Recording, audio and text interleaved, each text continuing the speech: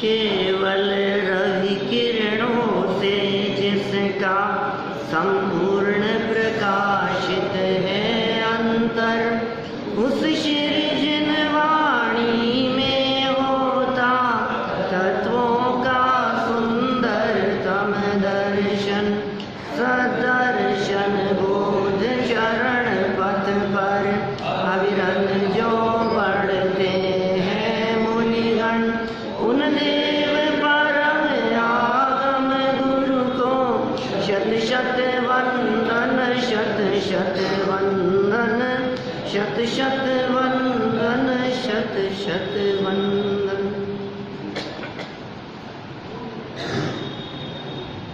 देवशास्त्र गुरु पूजन हमने यहाँ प्रारंभ की है, कई दिन हो गए इसके बारे में चर्चा करते हुए। अष्टक की चर्चा के उपरांत जयमाला में हम कुछ भावनाओं की चर्चा यहाँ कर चुके हैं। बहुत ही सुंदर भाव भरे हैं इन 12 भावनाओं में। 2-2 लाइनों में एक एक भावना का बहुत सुंदर स्वरूप बतला दिया है। हम यहाँ निर्जरा भावना तक की चर्चा पिछले सत्र में कर चुके थे। आज हमें आगे बढ़ना है। निर्जरा के छंद को पुनः लेते हुए हम आगे बढ़ेंगे। एक बार वहीं से देखिए।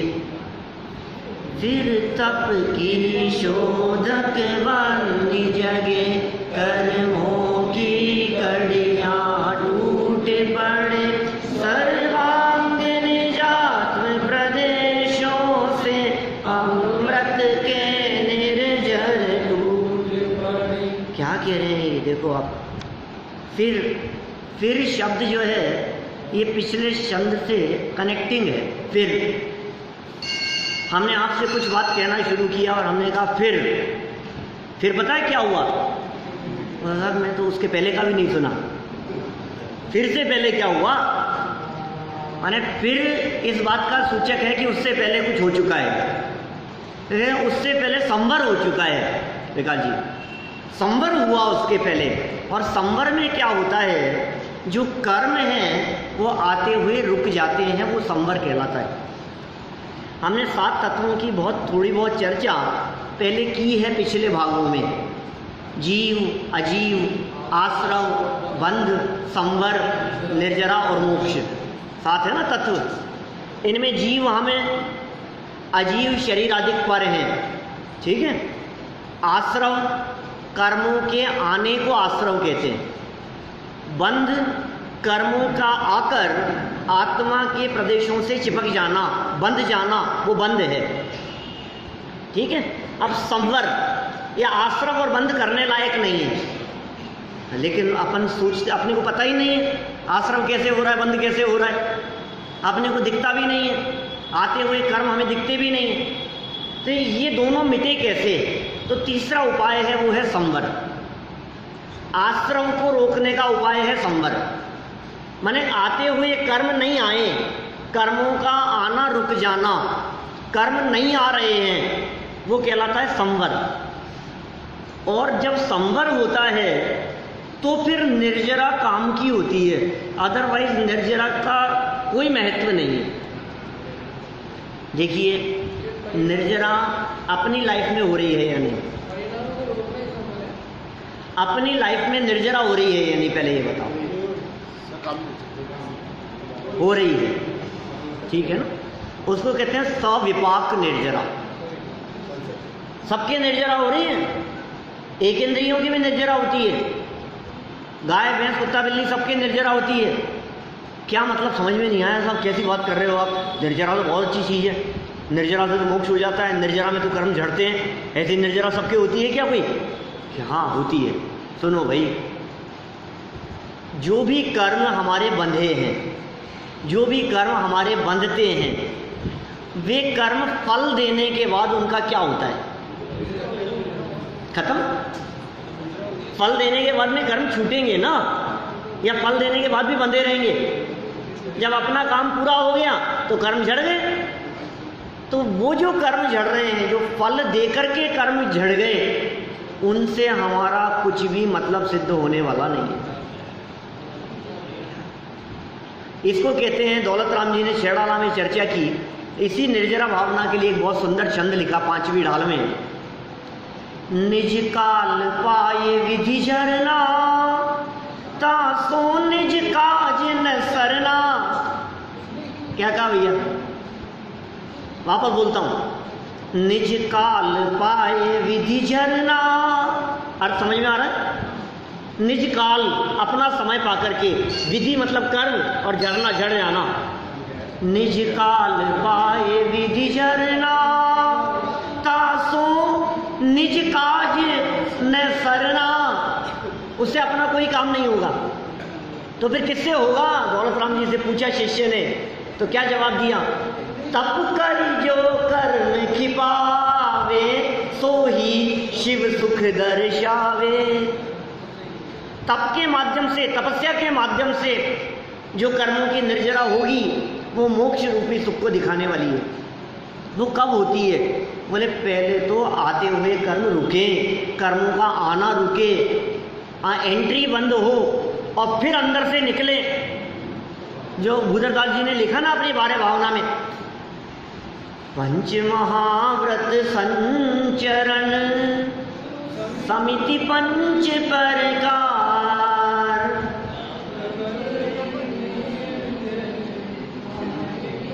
और इससे पहले वाली लाइन, 4 लाइनों का छंद है निर्जरा भावना का। ज्ञान दीप तप तेल भर, घर शोधे भ्रम चोर, या विध बिन निकसे नहीं। कौन? बैठे पूरब चोर। याद है 12 भावना तो हैं, बचपन से बोलते रहते हैं। बैठे पूरब चोर, पूर्व के बैठे हुए चोरों का निकल जाना। अरे भाई चोरों का बहुत डर है, चोरी ना हो जाए, चोरी ना हो जाए। तो क्या करना? सबसे पहला काम तो दरवाजे बंद करना, बाहर से चोर नहीं आए। ये कर्म रूपी चोर है, ये कर्म रूपी लुटेरे हैं। क्या लूट लेते हैं ये? भव विकट वन में कर्म बैरी, ज्ञान धन मेरो हर्यो। बोलो, तब इष्ट भूल्यो और भ्रष्ट होए, और अनिष्ट गति धरतो फिर्यो। अनिष्ट गतियों में घूमता फिरा। क्यों? इस भव विकट वन में कर्म रूपी बैरियों ने, कर्म रूपी शत्रुओं ने, कर्म रूपी चोरों ने, लुटेरों ने मेरे ज्ञान रूपी धन को हर लिया। तो क्या करना कि ये चोर आए नहीं, इसके लिए पहले दरवाजे बंद करो। सबसे पहला काम, आ नहीं सके, चोरों की एंट्री नहीं होनी चाहिए यहाँ। वो कहलाता है संवर। कर्मों की एंट्री नहीं है, उसका नाम है संवर। और फिर दरवाजे तो बंद कर लिए, लेकिन भाई साहब अंदर तो देखो, कोई चोर अंदर ही बैठा हो पहले से। ये भी तो हो सकता है। बाहर से आने वाले चोरों का तो इलाज कर दिया, लेकिन जो चोर पहले से अंदर बैठे हैं उनका क्या होगा? तो उनको भी देख शोध कर निकाल देना, वो कहलाती है निर्जरा। यहां क्या कह रहे हैं निर्जरा के बारे में? फिर तप की शोधक वन्नी जगे, तप से निर्जरा, तपसा निर्जरा च, ये सूत्र है। कहाँ है तपसा निर्जरा च? तत्वार सूत्र में। तत्वार सूत्र के 9वें अध्याय में एक सूत्र है तपसा निर्जरा च। इसका अर्थ क्या होता है? इसका अर्थ क्या होता है बोलो? हैं? तप से निर्जरा होती है मतलब अर्थ बताओ इसका। तपसा निर्जरा च का नहीं है ये अर्थ, वापस पढ़ना आज जाकर के। ज्ञान का दीपक लिया और तप का तप से निर्जरा होती है और तप से संवर भी होता है, ये इसका अर्थ। आधी बात बोली आपने। तप से निर्जरा भी होती है और तप से संवर भी होता है।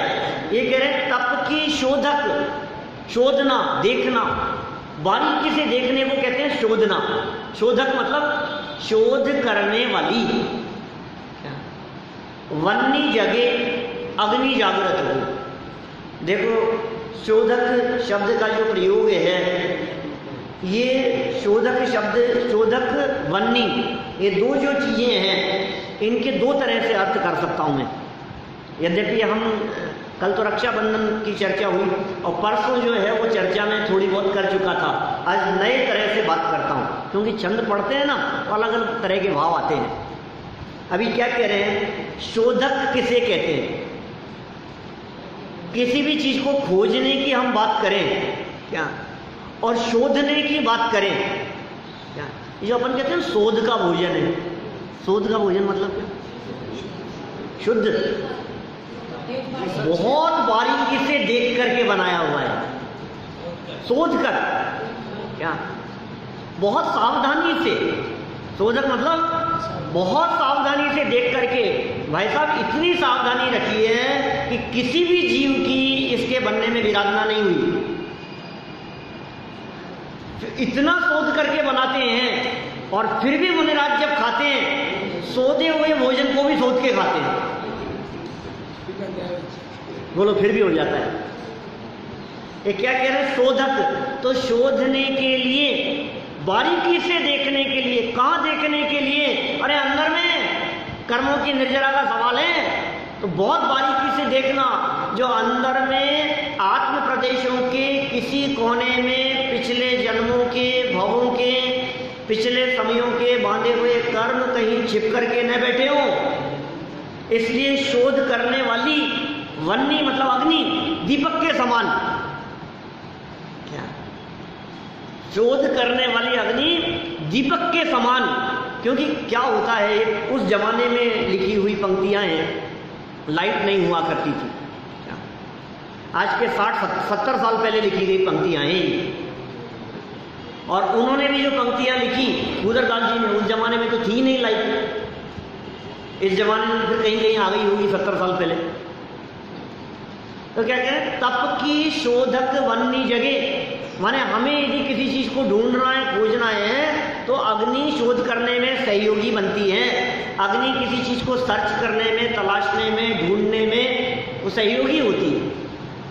और तप रूपी अग्नि जली अंदर में, तप रूपी अग्नि जली जिससे शोध कर, कहते हैं चुन चुन करके कर्मों को निकाल दिया अंदर से, कर्मों की कड़ियां टूट पड़े।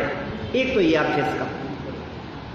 दूसरे प्रकार का अर्थ करें तो शोधक कहेंगे शुद्ध करने वाला। शोधक मतलब शुद्ध करने वाला, और वन्नी मतलब अग्नि।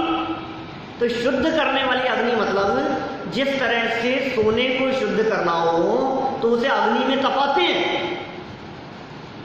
और ज्यों ज्यों अग्नि में तपाया जाता है त्यों त्यों सोना निखरता जाता है, उसकी अशुद्धि नष्ट होती जाती है।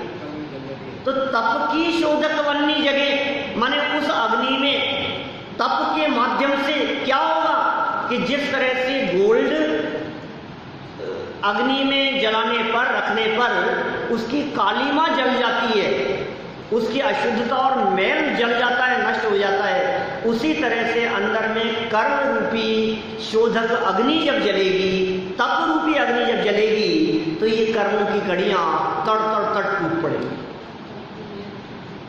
तो फिर तप की शोधक वन्नी जगह कर्मों की कड़ियां टूट पड़े, और फिर क्या होगा, अरे कर्म ही टूट पड़े तो अब अंदर में जो आनंद के झरने भर रहे हैं, बह रहे हैं, कल्पना नहीं कर सकते हो आप कैसा अपूर्व आनंद आता होगा। सर्वांग आत्म प्रदेशों से, निजात्म प्रदेशों से, प्रदेश, प्रदेश किसे कहते हैं? प्रदेश क्या होता है? मैंने दो शब्द आप लोगों को बतलाए थे काफी समय पहले। प्रदेश किसका नाम? प्रदेश है एरिया का सबसे छोटा हिस्सा, वो कहलाता है प्रदेश। आकाश के सबसे छोटे हिस्से को कहते हैं प्रदेश। एक शब्द दिया था मैंने, समय। भाई ये तो थोड़ी थोड़ी सी बातें हैं, आप यदि रिपीट करते रहेंगे तो याद रहेंगी आपको।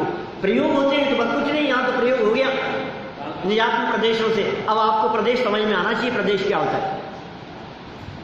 आत्मा का प्रदेश, हर वस्तु में कोई ना कोई प्रदेश होते हैं, बिना प्रदेशों के कोई भी वस्तु नहीं होती है।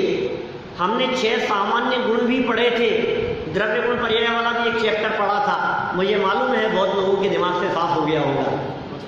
क्या कोई बात नहीं, अभी तो चलती रहेगी धीरे धीरे चर्चा। अस्तित्व, वस्तुत्व, द्रव्यत्व, प्रमेयत्व, अगुरु लघुत्व, प्रदेशत्व। प्रदेशत्व नाम का एक गुण है किसमें? जीव में भी, उद्गल में भी, धर्म अधर्म आकाश और काल में भी, छयों द्रव्यों में। अभी मुझे उस तरफ नहीं बढ़ना है, अभी तो यहाँ इनके छंदों का अर्थ कर रहे हैं हम। प्रदेश मतलब आत्म प्रदेशों में, सर्वांग माने पूरे आत्मा में, आत्मा के प्रत्येक हिस्से पर क्या हुआ उससे? अमृत के निर्जर माने झरने फूट पड़े, अपार शांति का वेदन होता है। अंदर में मुझे विलक्षण जाति का आनंद आता है, वो जगत के किसी भी आनंद की तुलना में अपूर्व है। माने यदि नेगेटिव अर्थ में यदि हम बात करें, समझ लो आप, वैसे नेगेटिव एग्जाम्पल दिए नहीं जाने चाहिए ऐसे प्रसंगों में, लेकिन वो एग्जाम्पल ऐसा दे सकते हैं कि बिजली के करंट का जैसे झटका लगता है ना, टच होने पर, इसको छुआ तो करंट कहाँ आएगा? यहाँ हाथ पे है, पूरे शरीर में। तो ये मैं कह रहा हूँ ना, नहीं दिया जाना चाहिए, वो प्रसंग दूसरा था, रहस्य पुण्य सिद्धि के बीच की बात है वो। तो ये जो है ना, एक ऐसा आनंद, यहाँ पर आनंद के अर्थ में, क्योंकि वो तकलीफ के अर्थ में है, यहाँ आनंद की बात कर रहे हैं। आनंद के लिए कोई ऐसा एग्जाम्पल दिखता नहीं है अपने को, लेकिन ऐसा आनंद माने वो आनंद स्पर्शेंद्रिय के विषय में नहीं है, रसनेंद्रिय के विषय में नहीं है, घ्राण चक्षु कर्णेंद्रिय के विषय में नहीं है। माने वो ऐसा अपूर्व आनंद है जिस आनंद के मिलने के पश्चात ये जीव पंचेंद्रिय विषय भोगों को भूल जाता है। फिर सारे जगत का आनंद, सारे जगत का रस नीरस हो जाता है। पुराने भजनों में आती है चर्चाएं, रस नीरस हो जात तत्क्षण अक्ष विषय न सुहावे जब निज आत्म अनुभव आवे। 200 साल पहले के भजन, पुराने भजनों में चर्चा वो। तो सर्वांग निजात्म प्रदेशों से अमृत के झरने झर रहे हैं। वाह, क्या बात कर रहे हो आप? अमृत का पान नहीं, झरने झरने लगे। देखो, बाहर में कर्म झरझर झरने लगे और अंदर में आनंद के झरने झरने लगे। इसका नाम है निर्जरा। फिर क्या होगा? संवर भी हो गया, निर्जरा भी हो गई। बोले अब तो ऊपर जाएगा। अरे क्या बात कर रहे हो, हम ऊपर जाने की बात कर रहे हो? हम जैसे ऊपर जाते हैं उस ऊपर जाने की बात नहीं है क्या? ये तो कोई भरोसा नहीं है ऊपर जाने का, कभी भी हो सकता है। कल की घटना, एक परिचित हमारे 20-22 साल का लड़का था और बाइक से एक्सीडेंट हो गया, सर में चोट लगी थी। दोपहर की बात है कल, और रात को 11 बजे डेथ हो गई उसकी। नहीं, तो ये कैसी स्थिति है बोलो? ठीक है, ऐसे ऊपर जाने की बात नहीं चल रही है यहाँ तो कह रहे हैं ऐसे ऊपर जाने की बात कर रहे हैं जिसके बाद दोबारा नीचे नहीं आए, जहां से वापस नीचे आने की बात न हो। वो है लोक, लोक के अंत में जाने की भावना भा रहे हैं यहाँ। हम छोड़ चले यह लोक तभी लोकांत विराजे क्षण में जा निज लोक हमारा वासा हो शोकांत बने फिर हमको क्या। क्या ये बात कह रहे हैं? हम छोड़ चले यह लोक, हम तो छोड़ चले भैया, इस दुनिया को छोड़ चले हम।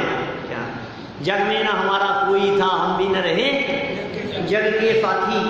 बोली थी ना पंक्तियां अपन ने, कहाँ बोली थी? बोलो। जग में ना हमारा कोई था, हम भी न रहे जग के साथी। आगे आएगी चर्चा, आगे आएगी 4 लाइन छोड़ करके। पूजन में बोलते रहे, इसी पूजन में लास्ट लाइन है देखो, हम छोड़ चले हैं लोक तभी क्या होगा? लोकांत विराजे, लोक के अंत में। आपको पता है सिद्ध भगवान कहाँ विराजमान होते हैं? सिद्ध भगवान कहाँ रहते हैं? अनंत भगवान कहाँ होते हैं?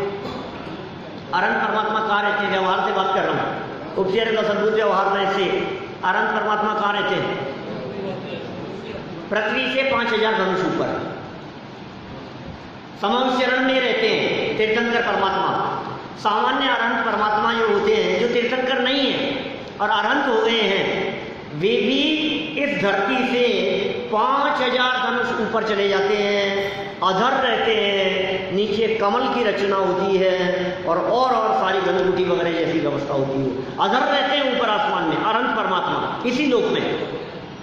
5000 धनुष भी ज़्यादा थोड़ी। 5000 धनुष का मतलब कितना हो गया? 7.5 किलोमीटर लगभग।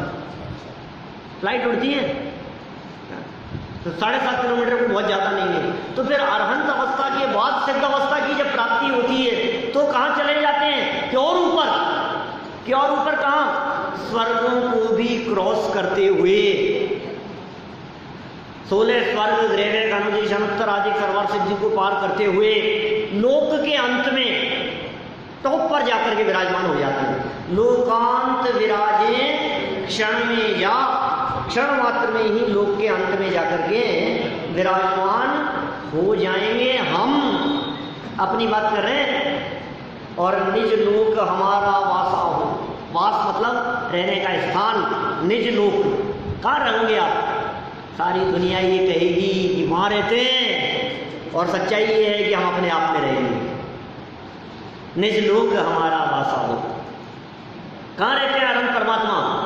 व्यवहार से कहा ना भी अपन ने 5000 धनुष ऊपर है। निश्चय से कहाँ रहते हैं? अपने में रहते हैं। क्या आप कहाँ रहते हो? किशनपुर। किशनपुर बाजार में कितने किलोमीटर का किशनपुर बाजार? 1 किलोमीटर का होगा एरिया है। 1 किलोमीटर का एरिया आपका है। व्यवहार है। व्यवहार से क्या? आप कहाँ के रहने वाले हो? सब जयपुर के। कहाँ रहते हो? बोले जयपुर में। अरे जयपुर 40 किलोमीटर का। लेकिन जयपुर तो बहुत बड़ा है, लेकिन हम तो जयपुर के एक छोटे से हिस्से में रहते हैं। 40 किलोमीटर के जयपुर में थोड़ी ना रहते हैं हम। उसके एक छोटे से हिस्से में, छोटे से बाजार में, छोटे से मोहल्ले में, छोटे से मकान में हैं। और उस मकान के भी एक कमरे में सोते हैं और कहते क्या है कि हम जयपुर में रहते हैं। और बाहर जाओ तो क्या कहते हैं? हम तो इंडिया में रहते हैं। गजब हो गई। तो व्यवहार कथन है इस तरह के। सच्चाई ये है कि कोई भी अपने आत्म प्रदेशों को छोड़कर बाहर नहीं निकलता। जब सिद्ध अवस्था की प्राप्ति होगी तो भले ही बाहर की किसी भी क्षेत्र में रहे, लेकिन निज लोक, ये निज लोक क्या चीज है? ये निज लोक है चैतन्य लोक। ये निज लोक है अपना आत्मा, वो अपना क्षेत्र है। वही हमारा वास हो जाए और फिर क्या होगा? शोकांत बने। हमको क्या क्या सब शोकों का अंत हो जाएगा। अब कोई शोक नहीं है, फिर कोई तकलीफ नहीं है। मरण का एक शोक होता है ना। अरे साहब उनके यहाँ तो शोक हो गया। क्या हो गया उनके यहाँ? शोक। कैसे हो गया? मर गया कोई। अब कह रहे हैं शोकांत बने। अब मरने का काम ही नहीं है, उसका अंत हो गया। मौत की मौत हो गई। सिद्ध अवस्था की प्राप्ति का मतलब मृत्यु की मृत्यु हो गई। अब कभी मौत नहीं आएगी। अब उस अवस्था की प्राप्ति हो गई जिसके बाद में वापस लौट करके आने का काम नहीं है। फिर हमको क्या? अब देखो केवल ज्ञान की प्राप्ति की बात कर रहे हैं यहाँ पर। जागे मम दुर्लभ बोधि प्रभु, दुर्नयतम सत्वर टल जावे, बस ज्ञाता दृष्टा रह जाऊं, मदमत्सर मोह विनश जावे। क्या कह रहे हैं? देखो जागे माने प्रकट हो। क्या प्रकट हो? मम मेरे दुर्लभ बोधि, दुर्लभ बोधि की प्राप्ति हो, ये प्रकट हो जाए। रत्नत्रय कहते हैं वास्तव में बोधि को। सम्यक दर्शन, सम्यक ज्ञान और सम्यक चारित्र को कहते हैं बोधि। कहीं कहीं बोधि दुर्लभ की चर्चा करते हुए केवल ज्ञान की दुर्लभता की भी बात कही है, और कहीं कहीं बोधि दुर्लभ की चर्चा करते हुए सम्यक ज्ञान की दुर्लभता की बात कही है, और कहीं कहीं बोधि दुर्लभ भावना बतलाते हुए बहुत नीचे लेवल से चलते हुए मनुष्य भाव की दुर्लभता तक से चर्चा कर दी है। हमारे भावनाओं में प्रयोग है लेखकों के अलग अलग। ये क्या कह रहे हैं यहाँ? जागे मन दुर्लभ बोधि प्रभु। उन्होंने क्या कहा भूधरदास जी ने? धन कन कंचन राज सुख सब ही सुलभ कर जान, दुर्लभ है संसार में। क्या दुर्लभ है?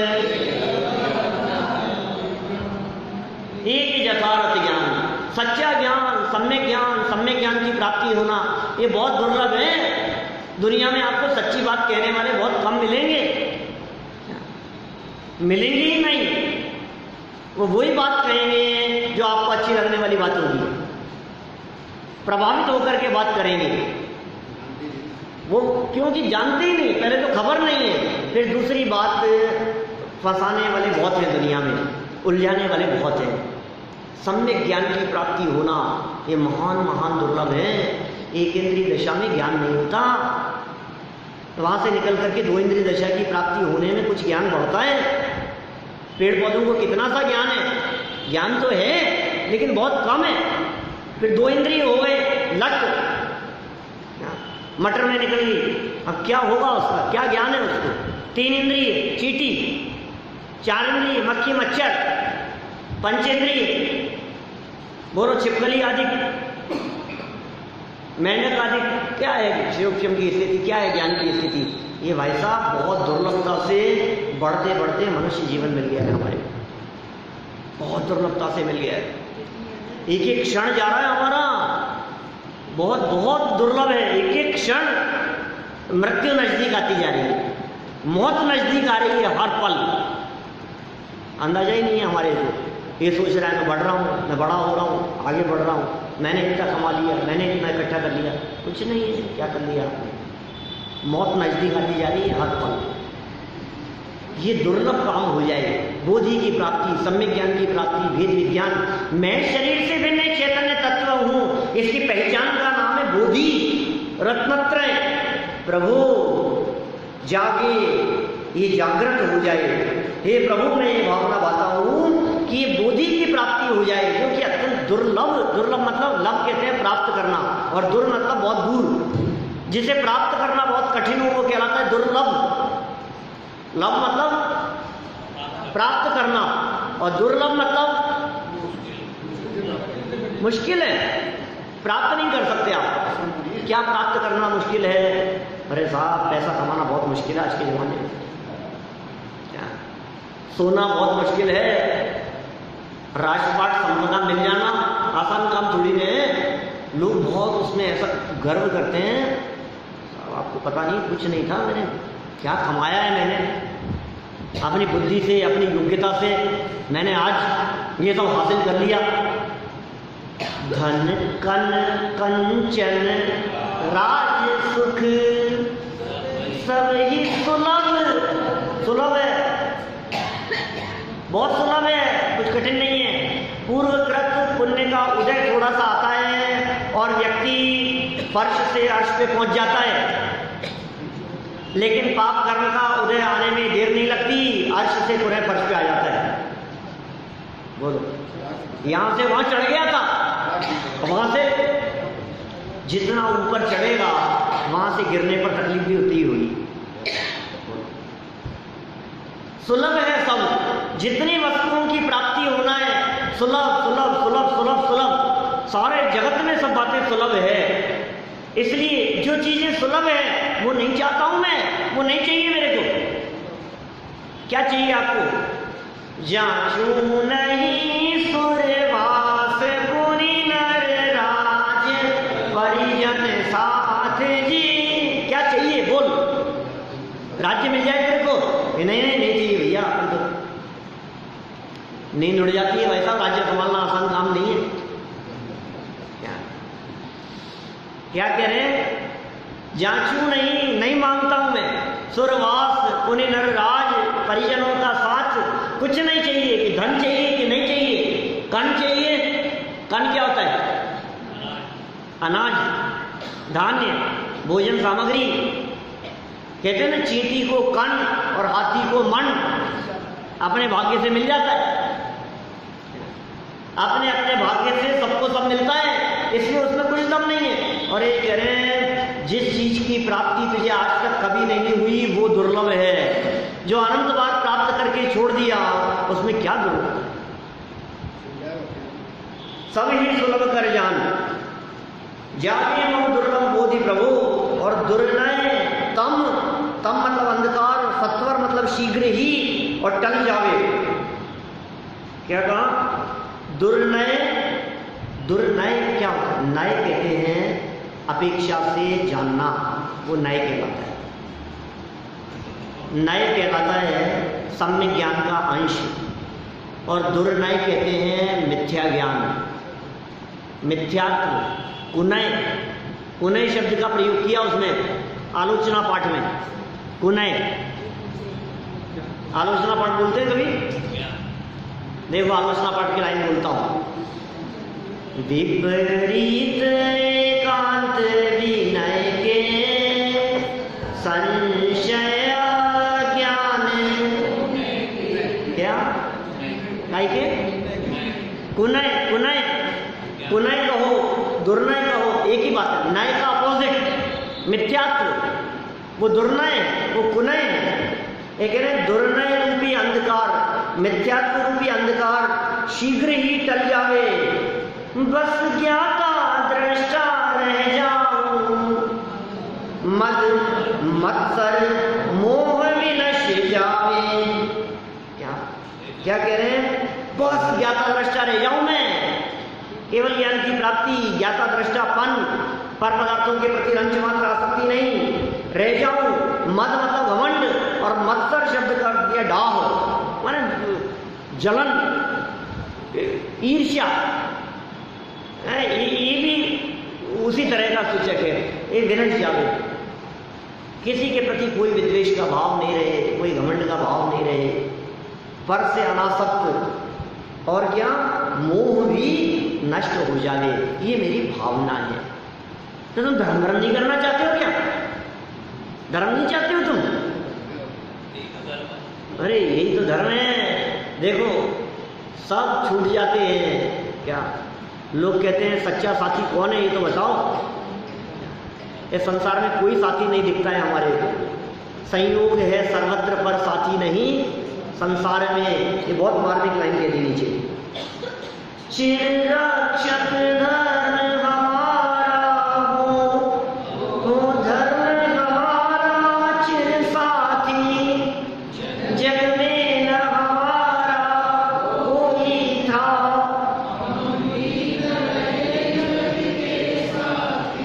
चिर रक्षक धर्म हमारा, ये धर्म हमारा चिर रक्षक है।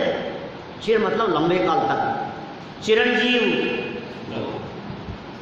चिरंजीव रहो। चिरंजीव मतलब जीव मतलब तो जीना, और चिर मतलब लंबे समय तक। तो चिरंजीव मतलब लंबे समय तक, और चिर मतलब लंबा, और चीर मतलब वस्त्र। चीर हरण है, द्रौपदी का चीर, चीर मतलब वस्त्र, और चिर मतलब लंबा समय, वो कहलाता है चिर। चिर मतलब बहुत लंबा समय। रक्षक, रक्षा करने वाला, लंबे समय तक। अरे परमानेंट यदि तुम्हारी कोई रक्षा करने वाला है तो वो कौन है? कि धर्म ही है शरण, धर्म ही रक्षा करने वाला है भाई साहब। अच्छा, धर्म रक्षा करेगा का मतलब हम ये समझ रहे हैं पार्षनाथ भगवान आ जाएंगे? पार्षनाथ भगवान तो नहीं आते। चलो हम लोग तो जैन हैं, हमारे भगवान लौट करके नहीं आते हैं। तो पार्षनाथ भगवान के जो भक्त देवी देवता हैं वो तो आएंगे बचाने के लिए। अरे ये धर्म की चर्चा चल रही है क्या? जिनके जीवन में धर्म उतरता है, जिनके अंदर में वेद विज्ञान होता है, जिनके अंदर में सम्यक ज्ञान होता है, जो वस्तु स्वरूप को पहचानते हैं, उनकी रक्षा स्वयं होती है। बाहर में रक्षा करने वालों की जरूरत नहीं होती। क्या रक्षा करने वालों की जरूरत नहीं होती बाहर में, हम स्वयं सुरक्षित हैं। कौन किसकी रक्षा करे? कौन किसकी रक्षा करे? किसने की थी गज कुमार मुनिराज की रक्षा? किसी ने नहीं की। सुना आपने कभी? आपने सुना? कब सुना? पहले सुनाया था कभी? अरे कल रक्षाबंधन वाले प्रवचन में क्या गज कुमार मुनिराजों की रक्षा किसने की? किसी ने। 700 मुनिराजों की रक्षा तो विष्णु कुमार मुनिराज ने की। क्या? और इनकी किसने की? हैं? इनकी किसी ने भी नहीं करी। तो क्या हुआ गज कुमार मुनिराज का?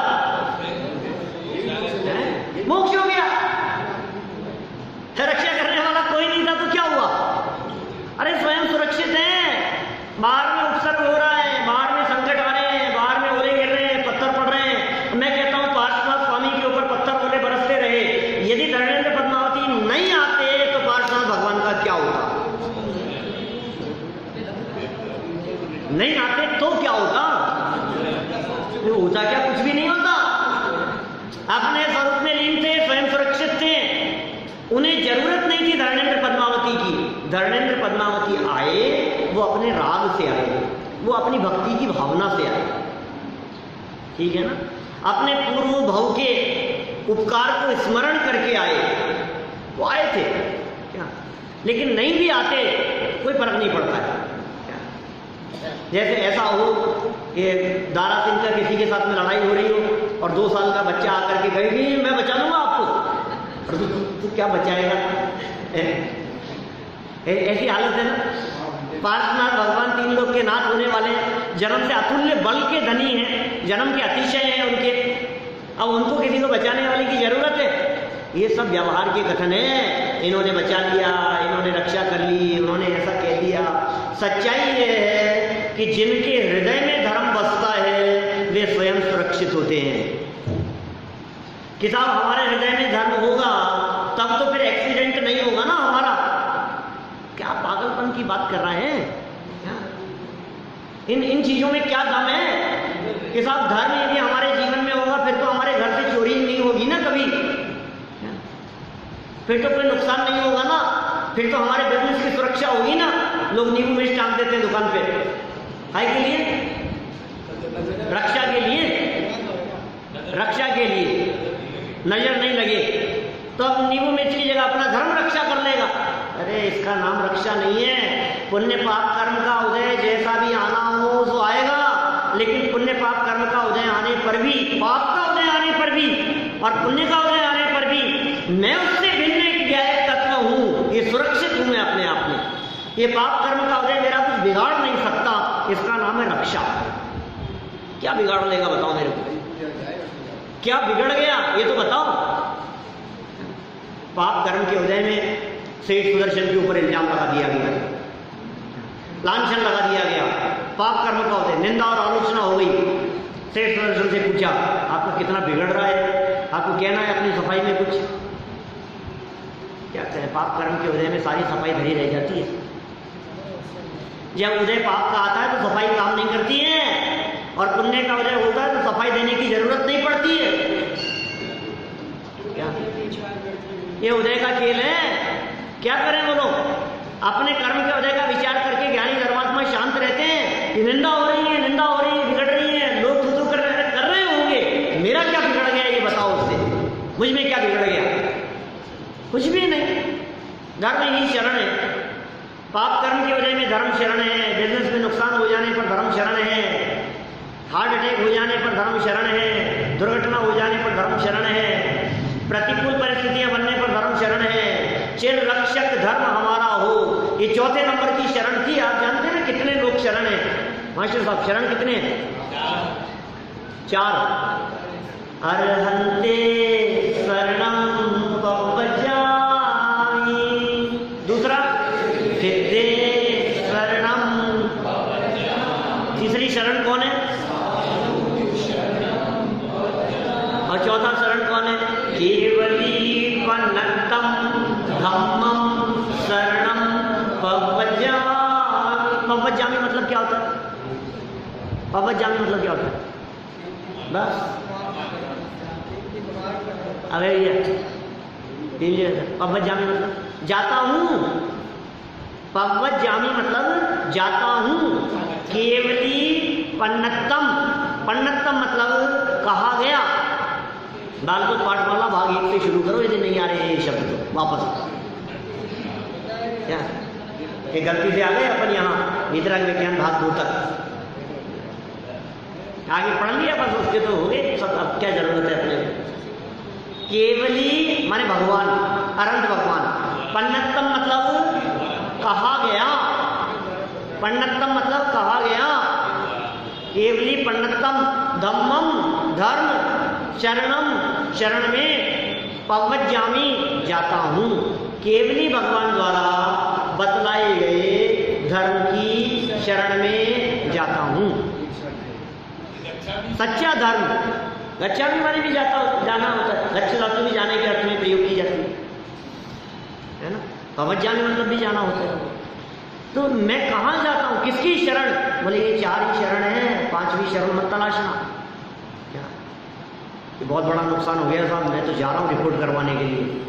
अब ऐसे केस में तो पुलिस ही शरण है। क्या बात कर रहे हो? उदय उदय के हिसाब से चलती है व्यवस्था, कौन किसकी शरण? जगत में कोई शरण नहीं है, अपना आत्मा ही अपने लिए शरण है, धर्म अपने लिए शरण है। और क्या होगा? इतना ही नहीं, धर्म हमारा चिर साथी, लंबे समय तक साथी भी यही रहेगा, परमानेंट साथी है।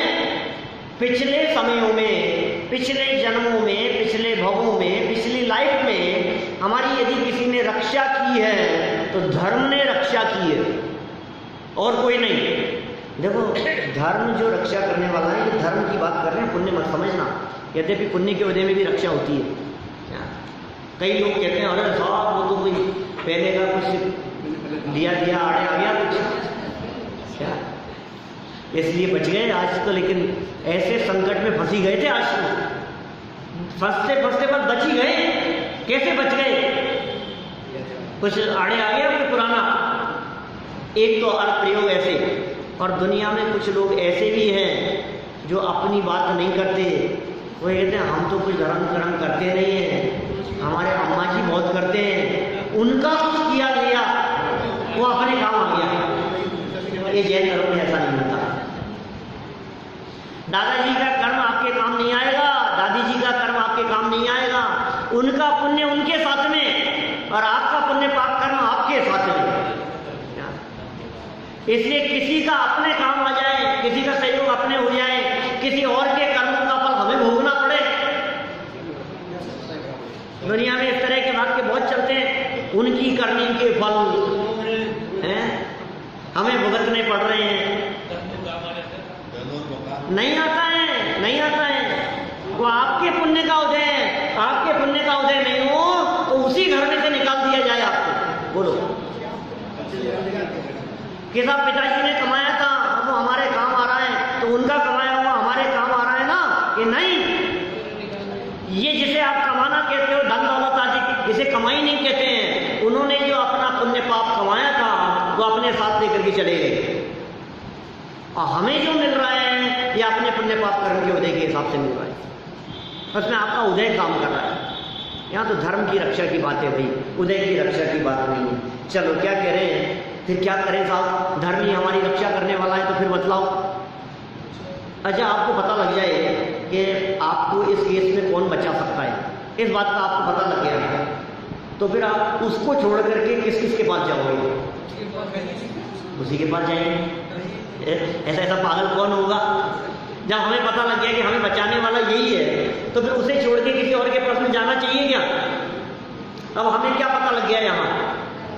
चिर रक्षक धर्म हमारा हो धर्म हमारा चिर साथी। अब क्या करना? जग में न हमारा कोई था, हम भी न रहे जग के साथी। जग में हमारा कोई नहीं था, ये सच्चाई है। वो क्या बात कर रहे हो साहब? पहले तो हमारे बहुत अच्छे साथी थे, आपको पता नहीं है हमारे रिलेशन उनके साथ में कितने अच्छे थे। पहले भी नहीं थे। व्यवहार से कहा जाता है उदय बदल जाता है तो मित्र भी शत्रु हो जाते हैं, अपने भी पराये हो जाते हैं। पर को पर जानो बस। मित्रता सबसे, घनिष्ठता किसी से नहीं। क्या क्या कहा? अपने सब साथी हैं अपने, कोई बात नहीं। घनिष्ठता जहां हुई वहां ही चालू हुई तकलीफ। मित्रता है, ठीक है, हम जानते हैं मित्र मतलब काम आए तो ठीक है, नहीं घनिष्ठता होगी तो लगेगा नहीं नहीं उनको तो आना ही चाहिए था। क्या सहज मित्रता है। कार्य के होने में अनुकूल और प्रतिकूल रूप से जो सहयोगी होते हैं उसे मित्र कहते हैं। मित्रता जो धारण करे नियम से निमित्त कहते हैं उसे। लेकिन जग में हमारा कोई भी था नहीं भाई साहब, सच्ची बात ये है। हमारा क्या था जग में? बतलाओ तो सही। क्या लेकर के आए थे? मुट्ठी बांधे आए थे जगत में और हाथ पसारे जाएगा। अकेले आए थे, अकेले जाएगा।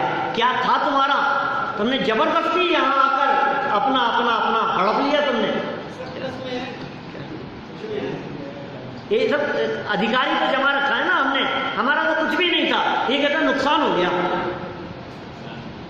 कहाँ से कितना नुकसान हो गया? अरे साहब मार्केट बीच में इतना अच्छा हो गया था कि उनकी कीमत बहुत हो गई थी, और फिर एकदम मार्केट इतना टूट गया कि इतना नुकसान हो गया कि तुमने खरीदा कितने में था? ये खरीदा तो 2000 में था, और अभी क्या भाव है? कि अभी तो 25,000 है। सब भी घाटा है। बोले 35 से 25 रह गया। अरे अपनी कल्पना भी करता रहता है क्या? मैं तो कई बार कहता हूँ कि तू जो लाभ और नुकसान की बात करता है, मुझे एक बार बता, तुझे बेचना है क्या? प्रॉपर्टी के दाम बहुत गिर गए साहब, बहुत नुकसान हो गया, तुम बेचना है क्या? कि बेचना तो नहीं है, बेचेंगे 10-20 साल बाद। कि तब देखना ना प्रॉफिट और लॉस को। आज का लॉस देख रहा है? चांदी का दाम कितने है अभी? बहुत डाउन हो गई। कहाँ से गिरी थी? 75-76 से हैं? अभी कितनी है? 37। आपने किस भाव में खरीदी थी? 45। नुकसान हो रहा है ना? काय का नुकसान है? बड़ी क्या लेना देना है उसमें? कुछ सोचने की जरूरत नहीं है। जग में कोई वस्तु हमारी थी नहीं, है नहीं, और हमें क्या करना है? अब हम भी न रहें जग के साथी, हम भी जगत के साथी नहीं रहें, फिर क्या होगा बतलाओ? जब तुम जगत के साथी नहीं रहोगे तो क्या होगा? बोले अब जो दशा प्रकट होती है उस दशा को कहते हैं मुनि दशा, अरहंत दशा। तभी देव शास्त्र गुरु की चर्चा इसी जयमाला में आगे प्रारंभ की है। कल चर्चा को आगे बढ़ाएंगे। अभी